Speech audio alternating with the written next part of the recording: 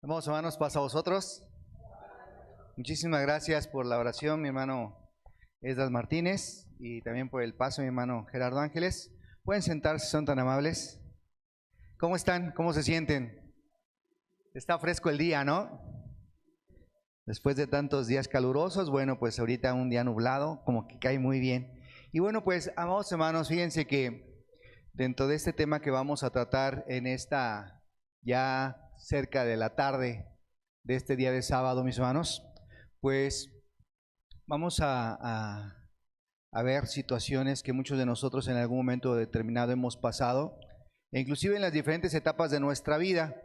Fíjense que para los que no saben o los que no me conocen muy bien, pues gran parte de mi vida la viví en un lugar donde las tempestades, ¿verdad? Las inclemencias del tiempo son pocas, pero son muy fuertes. ¿Por qué? Porque cuando hay ciclones, cuando hay huracanes, cuando hay lluvia, llueve, pero en serio. Y pues estoy hablando allá del lugar de Acapulco, ¿verdad? De esa zona costera. Y dentro de lo que también es la historia de las tempestades, mis hermanos, fíjense que en el Océano Pacífico hay muchas variantes. Tengo conocidos que ellos son pues pescadores, a eso se dedican. Incluso hay un hermano de la iglesia que él está en Zihuatanejo, es parte de su vida el poder introducirse al mar, 6, 8 kilómetros a mar abierto, y es donde pues tienen las mejores pescas. Pero también me cuenta que en algún momento determinado les ha tocado que les llega el mal clima, y a veces es difícil poderlo sobrepasar. Y dentro de eso, bueno, pues Dios lo ha cuidado, lo tiene en el hueco de su mano y pues puede salir, regresar con bien a tierra. En cambio, con otros, pues sí ya ha llegado a ver estos pescadores que se llegan a perder y llegan a perder la vida. Entonces eso de alguna forma, amados hermanos, nos lleva a poder entender que el mar tiene sus riesgos, que es peligroso, y que dentro de todo eso, pues la vida misma tiene también sus riesgos y tiene sus peligros. Tenemos nuestras tempestades, por hacer una analogía en situación con el mar, en nuestra vida cotidiana también tenemos eso. Y dice que uno de los que fueron capitanes de barco, dice que en un tiempo, cuando empezaron ya a conocer cómo eran los huracanes, cómo era poder lidiar con las tempestades, se dieron cuenta que el huir de esas tempestades a veces era complicado, porque los agarraba todavía con mayor fuerza. Entonces ellos empezaron a notar que si empezaban a girar su barco en dirección hacia donde iba también esa tempestad, y llegaban al centro de esa tempestad o de ese huracán, pues ahí se encontraba el ojo. Y estando dentro del ojo del huracán, mis hermanos, ¿qué creen que había? Calma, había paz, había tranquilidad. Y así llega a pasar también con nosotros, hermanos, haciendo una analogía en nuestra vida. Cuando nosotros estamos en la tempestad, cuando estamos en esos problemas muy fuertes, que tenemos esa forma de querer pelear, dice que a veces es complicado, y más si estás sin Dios. Pero cuando empiezas a girar en esa tempestad y buscas estar en ese centro de esa tempestad, obviamente con nuestro Dios, Dios te ofrece ¿qué? Calma, te ofrece paz. Y les decía yo, esa tempestad muchos de nosotros la hemos vivido, no importa la edad que tengamos. Esa tempestad es sinónimo de problemas, de situaciones que podemos llegar a tener. Podemos llegar a tener enfermedades. Incluso para un joven, ¿cuál puede ser su tempestad? Decir, no pasé el examen, estoy a punto de reprobar el bimestre o el semestre, y sienten que ¿qué? Que se les acaba el mundo, ¿no? Otros podemos decir, nos quedamos sin trabajo, nos quedamos sin casa, nos quedamos sin algún ser querido, y son problemas, son tempestades que cada uno de nosotros vamos librando día con día. Y con esto quiero decirles precisamente que en la vida todos y cada uno de nosotros libramos batallas, libramos situaciones, a veces difíciles, a veces complicadas, pero nada, amados hermanos, dice la misma escritura, que nada nos va a dar nuestro Dios sin que lo podamos soportar. Otra situación dentro de la que es la misma naturaleza, ustedes sabían que los búfalos, en vez de huir como lo hace la mayoría de los animales en el campo, los búfalos, en vez de huir cuando ven que viene un mal clima, una tempestad, ellos van hacia donde viene esa tempestad o esa tormenta. ¿Para qué? Para poder pasarla más rápido y los daños sean menores. En cambio, las vacas Y algunos otros animales, cuando ven la tempestad venir, ¿qué creen que hacen? Huyen. Y esa misma analogía la tenemos en la vida.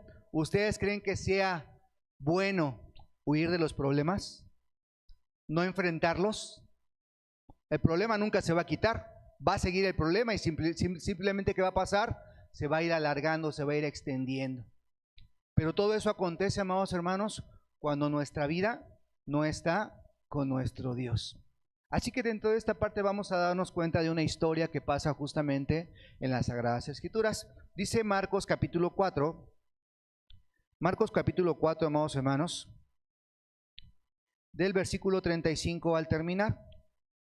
Y esta lectura que vamos a tener nos va a dar justamente ese entendimiento de poder comprender lo que nuestro Dios nos ofrece por medio de su Hijo Jesucristo. Y lo que también tenemos de entender que es necesario tener para poder sobrepasar cualquier tempestad, cualquier tribulación.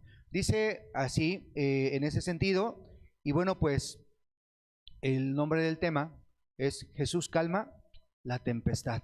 Pero vamos a entender cómo es que calma la tempestad, cómo es que calma esos problemas, cómo es que difumina esas tribulaciones en mi vida. ¿Sí? Vamos a ver la historia, lo que dice aquí. Y si ya están allí, mis hermanos, yo les leo. Y les dijo aquel día cuando fue tarde, pasemos de la otra parte. Y despachando la multitud, le tomaron como estaba en el barco, y había también en él otros barquitos. Y se levantó una grande tempestad de viento, y echaba las olas en el barco de tal manera que ya se henchía. Y él estaba en la popa durmiendo sobre un cabezal, y le despertaron y le dicen: Maestro, ¿no tienes cuidado que perecemos? Y levantándose increpó al viento y dijo a la mar: Calla, enmudece. Y cesó el viento, y fue hecha grande bonanza. Y a ellos dijo: ¿Por qué estáis así amedrentados? ¿Cómo no tenéis fe? Y temieron con gran temor y decían el uno al otro: ¿Quién es este que aún el viento y la mar obedecen? Fíjense cómo es esta historia, amados hermanos, en este sentido. Cuando tenemos confianza en nuestro Dios, dice la Escritura en Isaías 26:3, dice así: Tú guardarás, dice la Escritura, en completa paz a aquel cuyo pensamiento en ti persevera, porque en ti ha confiado. Entonces, cuando nuestro pensamiento, aún en los peores momentos de nuestra vida, tenemos a nuestro Dios, ¿cómo creen que va a ser esa tribulación que vamos a pasar? Llevadera, ¿no? Vamos a poder sentirnos confiados en un momento determinado.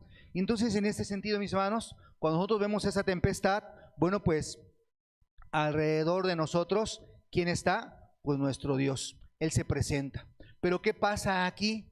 Justamente dice el versículo 1 del capítulo 4 de Marcos, que ellos estaban del otro lado del mar. ¿Qué mar era este en el que estaban ellos? ¿Cuántos mares había en Israel, amados hermanos? Mi hermana Dulce,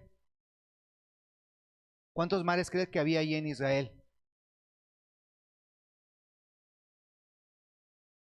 Bueno, en la orilla de lo que es la parte costera está el Mar Muerto, pero justamente en medio de lo que es Israel había un mar, que así se llamaba, así le decían mar, el mar de Galilea, o el mar de Tiberíades, o el mar de Genezaret, que en este sentido, por la traducción que tiene, dice o mar Kineret, perdón, dice que Kinos significa arpa, y dentro de la etimología dice que porque este mar tenía una forma en forma de arpa, por eso lo llamaban así de Kineret, y mar de Tiberíades porque así le pusieron en tiempos del emperador Tiberio. Entonces, dentro de esta parte, por eso se le conocía así. Pero realmente este mar era un lago, era un lago. Lo que pasa es que la extensión que tenía era 51 kilómetros de circunferencia. Dice que tenía 21 kilómetros de largo y 13 kilómetros de ancho. Entonces sí era muy inmenso, ¿no? Sí era muy, muy grande. Imagínense 21 kilómetros, se veía enorme. Y ahí es donde se proveían de peces, era la parte principal. Ahí pescaba Pedro, ahí pescaba Santiago, bueno, Jacobo, ahí pescaba Juan. Entonces ahí tenían esa vida. Y dentro de esta parte ellos estaban del otro lado de ese mar de Galilea. Allí había predicado el Señor Jesucristo. Y entonces dice entonces ahora vámonos al otro lado. Y dicen, en una versión moderna, les voy a leer los mismos versículos que vimos, pero en una versión moderna. Dice: crucemos al otro lado del lago. Así que dejaron a las multitudes y partieron. Pronto se desató una tormenta feroz y olas violentas entraron en la barca, la cual empezó a llenarse de agua. Jesús estaba dormido en la parte posterior con la cabeza recostada en una almohada. Los discípulos lo despertaron diciendo: Maestro, ¿no te importa que nos ahoguemos?, gritaron. Cuando Jesús se despertó, reprendió al viento y dijo a las olas: Silencio, cálmense. De repente el viento se detuvo y hubo una gran calma. Luego él les preguntó: ¿por qué tienen miedo? ¿Todavía no tienen fe? Los discípulos estaban completamente aterrados. ¿Quién es este hombre?, se preguntaban unos a otros, que hasta el viento y las olas lo obedecen. Entonces, aquí nos damos cuenta que ¿quién era este hombre? ¿El hijo de quién? ¿Y nosotros? Pero todavía ellos no lo sabían realmente, ¿verdad? No habían entendido que ellos también eran hijos de Dios y que en cualquier situación, en cualquier tribulación, en cualquier problema, hay un momento determinado en que podemos decir que las cosas se calmen. Pero ¿en quién tenemos que estar confiados? En nuestro Dios. ¿Qué aprendemos en esta parte en estos pequeños versículos que acabamos de leer, amados hermanos? Bueno, pues dos cosas. Primero que nada, le dice aquí: crucemos del otro lado del lago.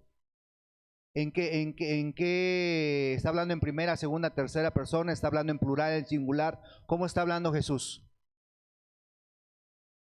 En plural. En plural dice crucemos, no dice crucen. Ustedes váyanse para allá, háganlo, no, dice crucemos.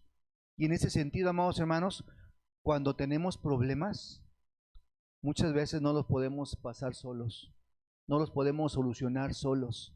Necesitamos de quienes, de nuestros mismos hermanos, de nuestro entorno, de la familia, de la pareja, ¿verdad? De los compañeros, pero principalmente de nuestro Dios. Y en ese lado, en ese sentido, bueno, pues por eso dice crucemos. Ahí empezamos a darnos cuenta. Cuando hacemos las cosas, dice que primero, ¿en quién tenemos que ponerlas? En las manos de todo, a nuestro Dios. Ahí es donde vemos esta situación. Y la segunda, mis hermanos, dice que aún a pesar de las circunstancias que nosotros tenemos, y aunque nuestras circunstancias puedan empeorar, cuando podamos estar en la mayor dificultad posible, mis hermanos, dice que debemos de estar con Dios, y si no sentimos su presencia, pues es que entonces no está en nuestro corazón, perdón. Dentro de lo que dice también incluso los proverbios, Jeremías incluso también dice que muchos confían en carros, confían en caballos, ¿verdad? Pero nosotros, ¿en quién confiamos? En nuestro Dios. Y ahí es donde debemos de centrar siempre nuestra vida cotidiana, dentro de lo que es la confianza en ese sentido. Dice también asimismo Isaías, en esta parte, mis hermanos, ¿quién es Dios? Isaías 41:13. A mí me gusta leer mucho en la versión moderna, amados hermanos, porque aparte que es un poco más entendible a nuestro tiempo, a nuestra forma de hablar, pero también tenemos la versión que utilizamos, ¿verdad? Yo les voy a leer en ese sentido lo que dice Isaías 41:13 en esta versión moderna, y la otra pues habla justamente como que habla más de usted. Dice el versículo así: porque yo soy Jehová tu Dios, quien te sostiene de tu mano derecha y te dice: no temas, yo te ayudo. Ahí está nuestro Dios. Él es el que nos ayuda justamente a darnos cuenta de que no estamos solos, de que en cualquier situación Dios es el que nos apoya, Dios es el que nos acompaña. Pero eso lo sabemos ahorita, pero hay gente que no lo sabe, amados hermanos. Hay gente que no sabe que hay un Dios y que da a su Hijo, ¿para qué? Para que nos pueda apoyar, para que nos pueda sostener, y que dentro de todo lo que nosotros somos, bueno, pues amados hermanos, vamos a tener problemas y vamos a tener situaciones difíciles. En las Sagradas Escrituras encontramos a muchos personajes que aún a pesar de que estuvieron con Dios, ¿qué creen que sintieron? Temor, tuvieron miedo, sufrieron inclusive lo que conocemos ahora como depresión. Y para que entendamos eso, vamos al primer libro de los Reyes, con este profeta, que fue muy buen profeta. Primer libro de los Reyes, capítulo 19.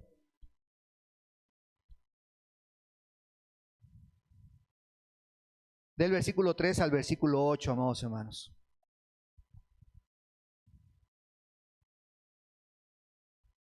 Primer libro de los Reyes, capítulo 19, versículos 3 al versículo 8. Este profeta era Elías. Él venía de una situación de haber luchado, con otros profetas falsos, ¿verdad? Y haberlos destruido. Y en eso, Jezabel, la mujer de Acab, ella prometió que lo iba a matar, que lo iba a destruir. Obviamente, como todo ser humano, sentimos temor ante una amenaza, ¿no? Sentimos miedo. Y eso también aconteció justamente con Elías. Y él dice así, el versículo 3, dice, viendo pues el peligro, levantóse y fuese por salvar su vida, y vino a Berseba, que es en Judá, y dejó allí su criado. Y él se fue por el desierto un día de camino, y vino, y sentóse debajo de un enebro, y deseando morirse, dijo, baste ya, oh Jehová, quita mi alma, que no soy yo mejor que mis padres. Y echándose debajo del enebro, quedóse dormido, y he aquí luego un ángel que le tocó y le dijo, levántate, come. Entonces él miró, y he aquí a su cabecera una torta cocida sobre las ascuas, y un vaso de agua, y comió y bebió, y volvióse a dormir. Y volviendo el ángel de Jehová la segunda vez, tocóle diciendo, levántate, come, porque gran camino te resta. Levantóse pues, y comió, y bebió, y caminó con la fortaleza de aquella comida 40 días y 40 noches hasta el monte de Dios, Horeb. Imagínense, la comida que tuvo en ese momento, ¿para cuánta fuerza le sirvió? Dice para 40 días y 40 noches. Si lo vemos de una forma simbólica, amados hermanos, ese alimento, ¿qué significa? Su palabra, exactamente. La bendita palabra de nuestro Dios, que es la que nos sustenta, que es la que nos provee de esa sabiduría, pero también nos provee de fortaleza, y es la que nos permite muchas veces salir de alguna tribulación. Aunque nos sentamos desfallecer, aunque a veces decimos, es que este problema no tiene solución. ¿Ustedes creen que cualquier problema no tenga solución? Claro que sí. Claro que tienen solución todos los problemas que podamos llegar a enfrentar, amados hermanos. Dicen que lo único que no tiene solución, ¿qué es? La muerte. Por ahí se dice que hoy es importante que aceptemos hacer la voluntad de nuestro Dios y que dentro de todo eso, amados hermanos, estemos confiados en su bendita palabra. Entonces, dentro de esta simbología que también vemos aquí por medio de Elías, amados hermanos, nos damos cuenta que él, aún a pesar de servirle a nuestro Dios, ¿qué pasó? ¿Estuvo libre de problemas? ¿De sentir esa tempestad en su vida? No, definitivamente no. Es lo que nosotros también debemos entender, que muchas veces pensamos que porque guardamos los mandamientos de nuestro Dios, cumplimos con su palabra, pensamos que vamos a estar exentos de problemas, pero la realidad es que no. Es cuando muchas veces más tenemos problemas, más situaciones se nos presentan, y les decía, son muchas y muy variadas. Desde decir, no, casi se me acabó el mundo porque no pasé este examen, porque así llega a pasar con los jóvenes, esa es una realidad, como poder decir, es que no tengo para darles de comer a mis hijos. Situaciones difíciles, situaciones diferentes, pero cada uno de nosotros vivimos una diferente tempestad. Pero dentro de lo que les decía Jesús a ellos, les hace una pregunta. Dice, ¿qué no tenéis fe? ¿Qué no tienen fe? ¿Por qué se espantan? ¿Por qué ese temor en un momento determinado? No es que les haya querido decir, ¿por qué me despiertan, verdad? Sino que simple y sencillamente, amados hermanos, en ese momento, ¿quién estaba en ese barco con ellos? Jesús. ¿Y en nuestra vida quién está? Jesús. Entonces esa es la gran situación que debemos de comprender cada uno de nosotros, mis hermanos. En ocasiones les decía yo, podemos tener problemas, podemos tener estrés, podemos tener situaciones de dinero, y dentro de lo que nosotros somos, amados hermanos, lo que nos ofrece nuestro Dios por medio de Jesucristo es algo que en cierta medida debemos de comprender, que cuando estamos con Dios y entendemos qué podemos hacer para tener paz en nuestra vida, obviamente es cuando sentimos la presencia de nuestro Señor Jesucristo. Y aquí está justo lo que Jesús les mencionaba a sus discípulos. Dice, la paz os dejo, mi paz os doy. No como el mundo la da. Dice, no se turbe vuestro corazón, ni tengáis miedo. Juan 14:27, eso es lo que menciona. Precisamente nuestro Señor Jesucristo es lo que nos ofrece. Y dentro de esa angustia, dentro de ese miedo, amados hermanos, pues vamos a darnos cuenta que la angustia y el miedo es lo opuesto a la paz, ¿sí o no? Es lo opuesto a la paz. La angustia y el miedo es lo contrario a la paz. Nosotros, dentro de esta parte, amados hermanos, dice que podemos depositar toda esa angustia y todo ese temor ¿en quién? En nuestro Señor Jesucristo. Dice Mateo, capítulo 11, versículo 28 en adelante. Dice en ese sentido, hablando de esa carga que muchas veces llegamos a sentir. Mateo 11, 28, mis hermanos, hablando en relación con muchas veces lo que no podemos comprender, nos hace un llamado.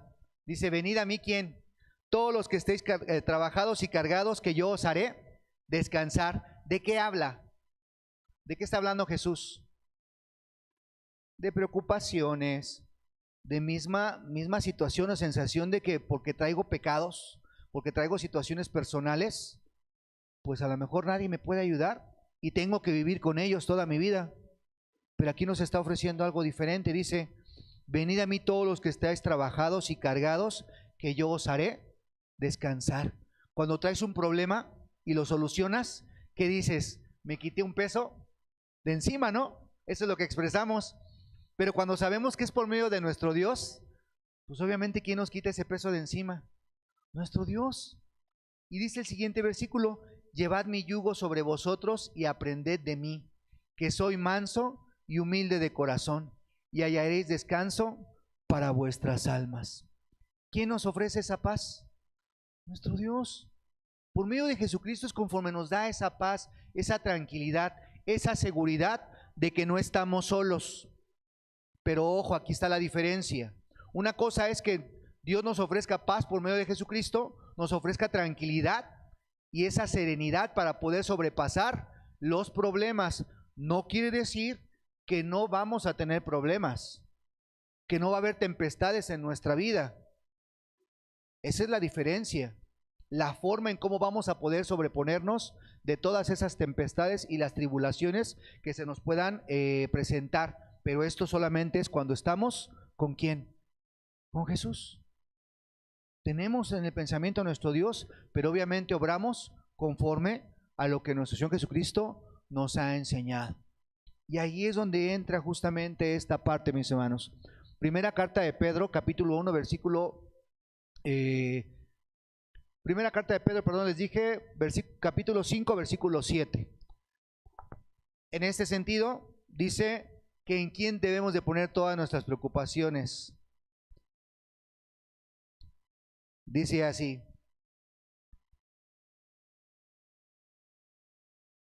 pongan todas sus preocupaciones y ansiedades en las manos de Dios, porque Él cuida de ustedes. Entonces, ahí está. Esta parte que nosotros vemos aquí y que les decía en un principio, veíamos a Jesús. Jesús calma la tempestad. Si Jesús está en tu vida, ¿creen ustedes que calmen sus problemas? ¿Que calme su temor? ¿Que podamos encontrar solución? Definitivamente sí. Es algo que nuestro Señor Jesucristo nos ofrece, que nos enseña. Imagínense cuántas tribulaciones pudo haber tenido. Nuestro hermano Esdras Martínez, en ese sentido, nos decía lo que aconteció con los macabeos, ese libro histórico, dentro de muchas tribulaciones, muchas situaciones que llegó a pasar el pueblo de Israel. Pero aquellos que estaban confiados en que Dios, aún a pesar de que murieran, Dios estaba con ellos, pero tenía que haber algo en ellos también, y era la firmeza en su fe. Que aún con todo lo que estaba pasando y aún a costa de su propia vida, ellos que defendían su fe, porque ellos veían no la vida material, sino ellos veían la vida eterna, la vida milenial. Eso es lo que nosotros también tenemos que darnos cuenta. En esta vida vamos a tener mucha tribulación, Dice, en esta vida tendréis aflicción, pero confiad, decía Jesús, yo he vencido al mundo. Y eso es lo que nosotros también vemos en ese sentido cuando Jesús calma la tempestad. Jesús calma los problemas en mi vida. Jesús calma la tribulación. Pero ¿qué tengo que tener yo? Fe. Tengo que tener confianza. Fíjense lo que dice el apóstol Pablo también. Digo, no nos deja sin lugar a dudas, ¿verdad? También mencionaba nuestro hermano al apóstol Pablo y decía, bueno, Pablo, ¿qué padeció? Dice, pues 40 azotes menos uno. Dice, ¿quién enferma y yo no enfermo? ¿Quién no padece necesidad y yo no padezco necesidad? Dice, peligros de los de mi nación, peligros de los propios judíos.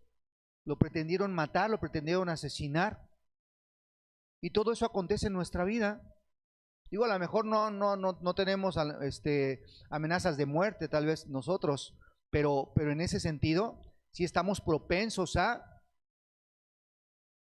Pero dentro de todo ello, amados hermanos, dice que dentro de lo que Pablo también mencionaba en ese sentido, dice que podemos vivir una vida llena de paz con nuestro Dios, dentro de lo que menciona a los de Filipo. Filipenses capítulo 4, versículos 6 al 7, hace ver justo el apóstol Pablo esta parte. Filipenses 4, 6 al 7, ¿verdad? Les dije. Bueno, 6 y 7 más bien. Sí, es cierto. Dice así: por nada estéis afanosos, sino sean notorias vuestras peticiones, delante de Dios en toda oración y ruego con hacimiento de gracias. Y la paz de Dios, que sobrepuja todo entendimiento, guardará vuestros corazones y vuestros entendimientos en Cristo Jesús. Ya vamos entendiendo ahora esta situación. Nosotros no podemos nada más tener fe. Dice que la fe se mira ¿en qué? En nuestras acciones. Y una de las acciones que debemos de tener, ¿cuál es? Primero que nada, cuando no tenemos mucha fe, ¿cómo le hacemos para pedir fe? Orando, por medio de la oración, por medio del ayuno, que justamente es lo que mostró Elías en un momento determinado. Él tuvo que haber hecho una oración, él tuvo que haber pedido al Padre, inclusive él dice, quiero morirme. Y dentro de esto nosotros estamos viendo lo que nos está diciendo Pablo también. Dice, por nada estéis afanosos. ¿Qué quiere decir no estéis afanosos? Dice, no te preocupes por nada. Versión moderna se los voy a leer. Dice, no se preocupen por nada. En cambio, oren por todo. Díganle a Dios lo que necesitan y denle gracias por todo lo que Él ha hecho. Así experimentarán la paz de Dios, que supera todo lo que podemos entender. La paz de Dios cuidará su corazón y su mente mientras vivan en Cristo Jesús.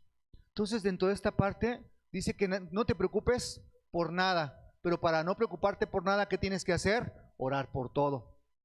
Y aparte, dar gracias a Dios en todo momento. Eso es algo básico, amados hermanos. Dentro de lo que vamos a leer, bueno, ahorita lo vamos a volver a leer. Dice Santiago 5,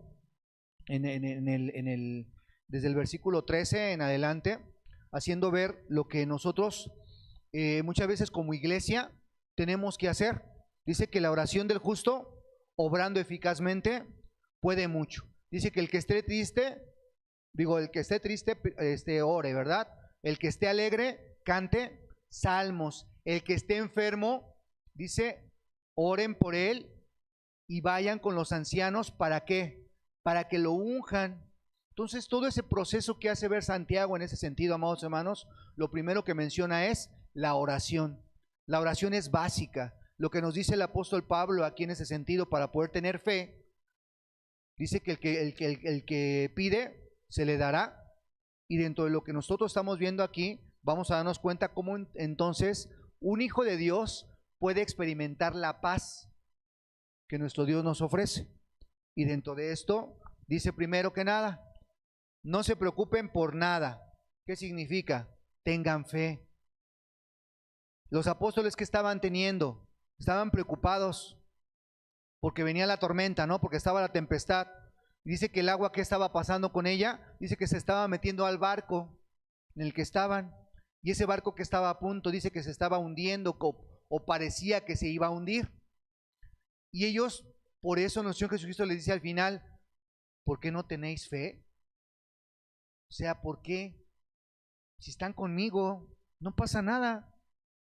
Si nosotros tenemos realmente ese pensamiento en nuestro corazón, que Jesús está con nosotros, que nuestro Dios nos cuida y nos protege, ¿a qué preocupación nos podemos entonces, pues, preocupar? Valga la expresión, pues a ninguna. Él es el que nos da claridad en nuestra mente. Y entonces, lo que dice Romanos, capítulo 12, versículo 13, haciendo ver en ese sentido la respuesta, ¿verdad?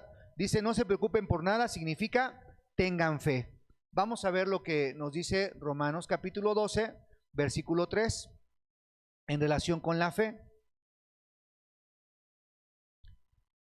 Dice así, digo pues por la gracia que me es dada, a cada cual que está entre vosotros, que no tenga más alto concepto de sí que el que debe tener, sino que piense de sí con templanza, conforme a la medida de fe que Dios repartió a cada uno. Entonces, ¿la medida de fe que cada uno de nosotros tenemos será la misma?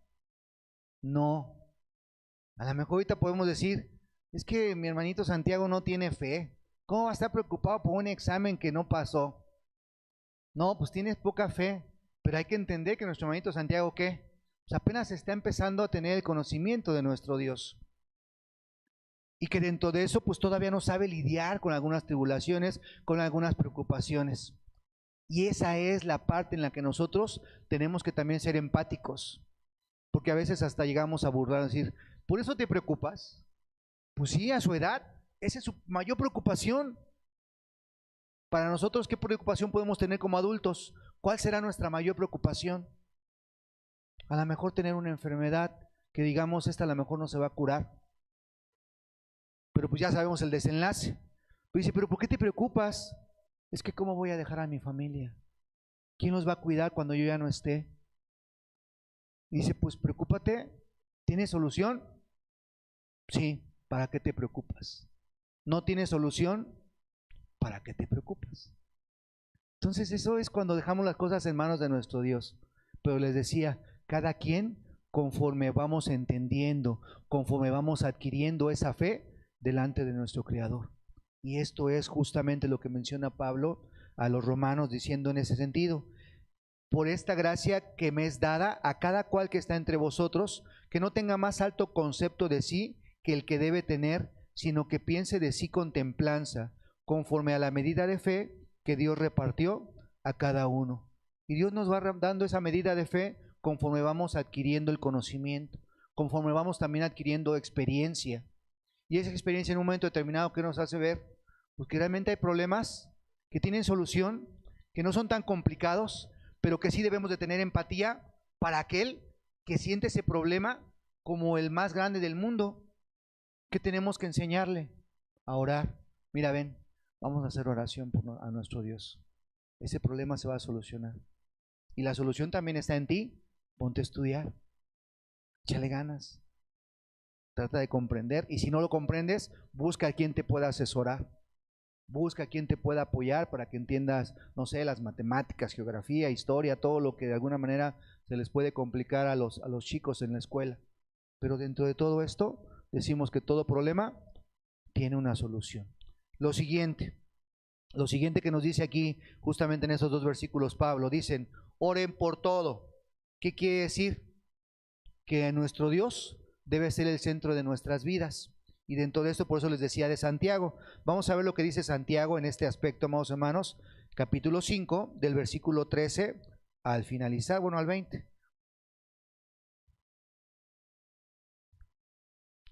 Dice así, ¿está alguno entre vosotros afligido? ¿Qué es la aflicción? Sentí problemas, ¿no? Tengo problemas, tengo situaciones que a lo mejor, pues, puede que sean fáciles, pero para mí en este momento son las más difíciles del mundo. Y dice, ¿está alguno entre vosotros afligido? Haga oración. ¿Está alguno alegre? Cante salmos. ¿Está alguno enfermo entre vosotros?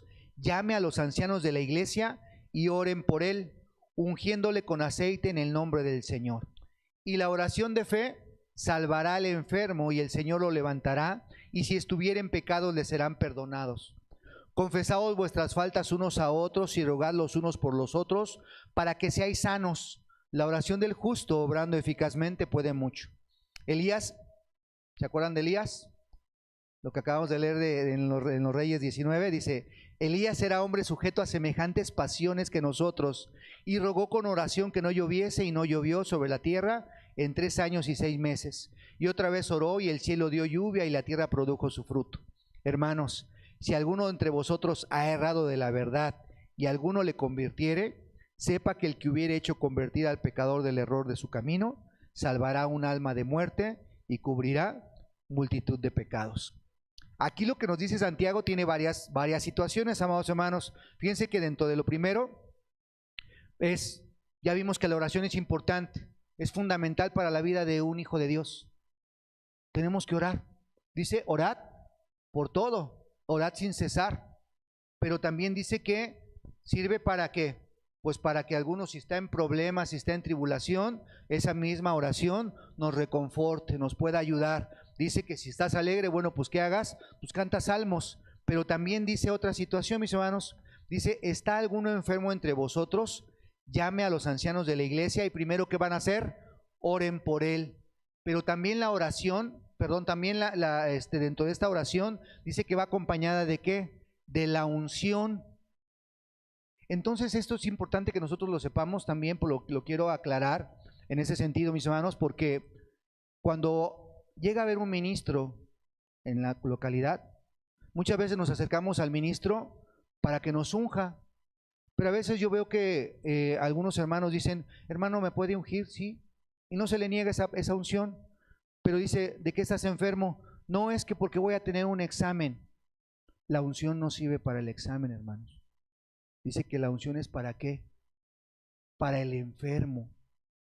Es que siento que tengo esta situación en mi trabajo. No, es para ungir, para el enfermo. ¿Se puede hacer la unción? Sí se puede hacer, pero lo correcto es que la unción es ¿para qué? Dice aquí, llame a los ancianos de la iglesia y oren por él, ungiéndole con aceite en el nombre del Señor, en relación con los enfermos.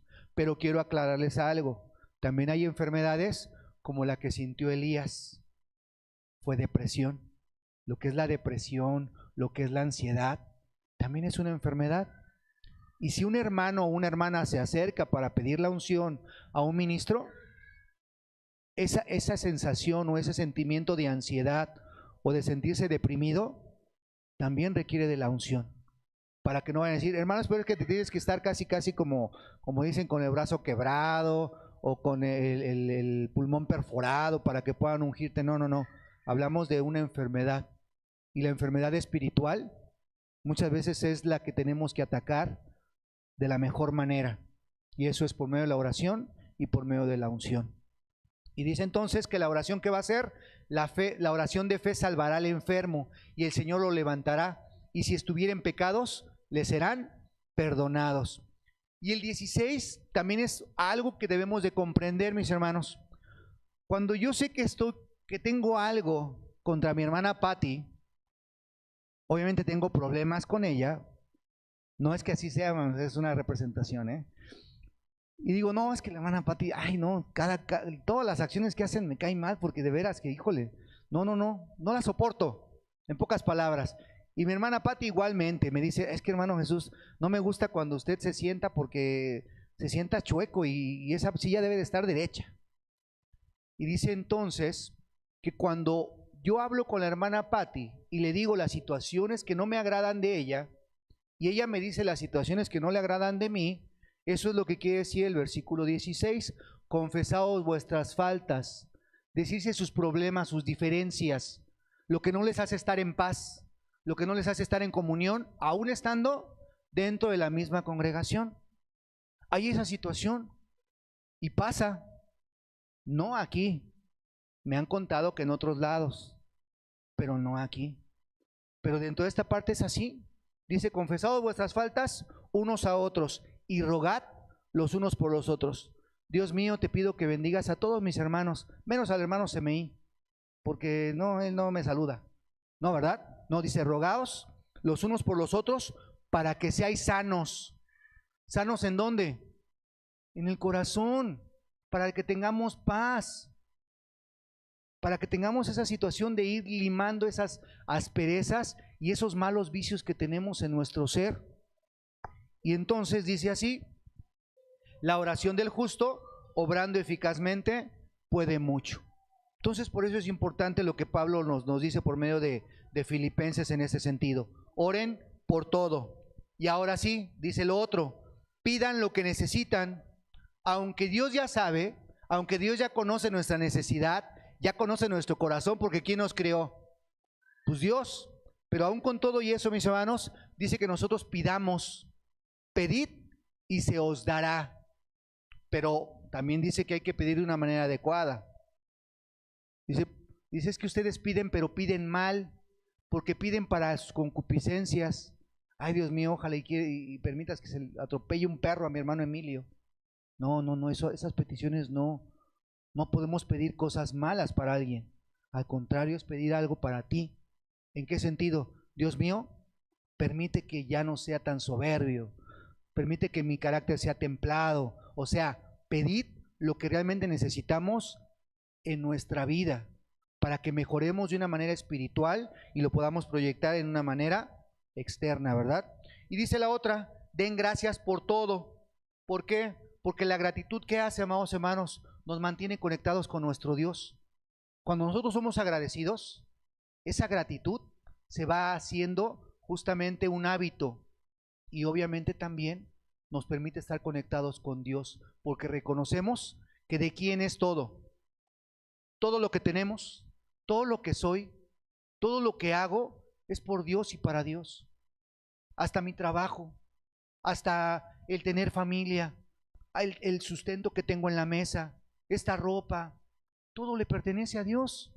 Y es gracias a su misericordia que ahorita la voluntad que tenemos de estar en esta casa de oración, ¿a quién le pertenece? A Dios.